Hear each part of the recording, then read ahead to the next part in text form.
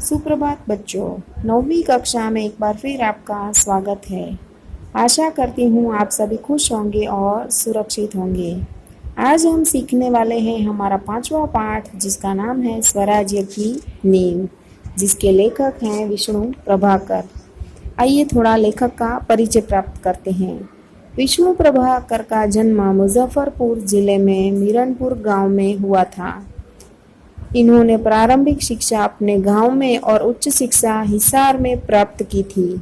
कई वर्षों तक पंजाब सरकार की सेवा करने के बाद सन 1974 से ये दिल्ली आ गए और तब से दिल्ली रहकर पूर्ण समय के लिए साहित्य सेवा में लगे हैं।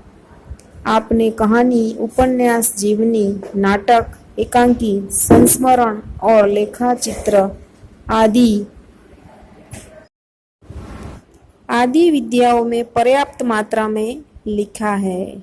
आपकी प्रमुख रचनाएं ढलती रात, स्वप्नमयी जो उपन्यास है, संघर्ष के बाद वह एक कहानी संग्रह है, नवप्रभात, डॉक्टर नाटक, प्रकाश और परछाइयाँ, बाहर एकांकी, अशोक जो एक एकांकी संग्रह है, जाने अनजाने जो एक संस्मरण और रेखाचित्र है, आवारा मसीहा शरत चंद्र की जीवनी पर निर्मित है आदि। ये सब उन्होंने लिखे हैं। विष्णु प्रभाकर की रचनाओं में प्रारंभ से ही स्वदेश प्रेम, राष्ट्रीय चेतना और समाज सुधार का स्वर प्रमुख रहा है। स्वतंत्रता प्राप्ति के बाद उन्होंने आकाशवाणी के लिए दिल्ली केंद्र में नाटक निर्देशक के पद पर काम किया। बाद में स्वतंत्र लेखन को अपनी जीविका का साधन बना लिया। उनका समस्त साहित्य मानवीय अनुभूतियों से जुड़ा हुआ है। आपकी रचनाओं में रोचकता एवं संवेदनशीलता सर्वत्र व्याप्त है तथा भाषा सहज व सरल है।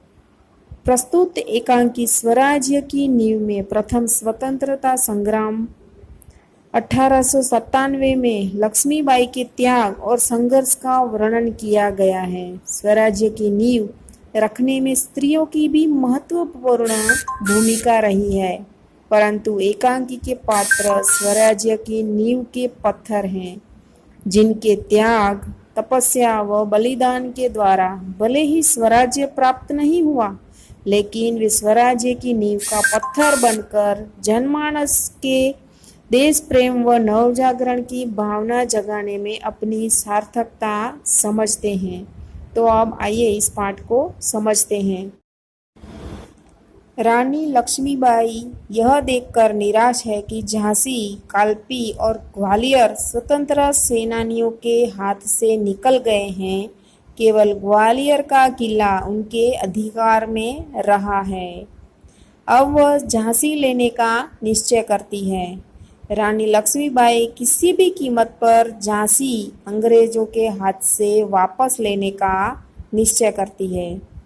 आज के वीडियो में हम इतना ही देखेंगे, बाकी का हम अगले वीडियो में देखेंगे कि रानी लक्ष्मीबाई अपनी झांसी कैसे वापस लेती है। तो वो चीज़ हम अगले वीडियो में देखेंगे। आशा करती हूँ इतना आपको समझ में आ गया होगा। धन्यवाद।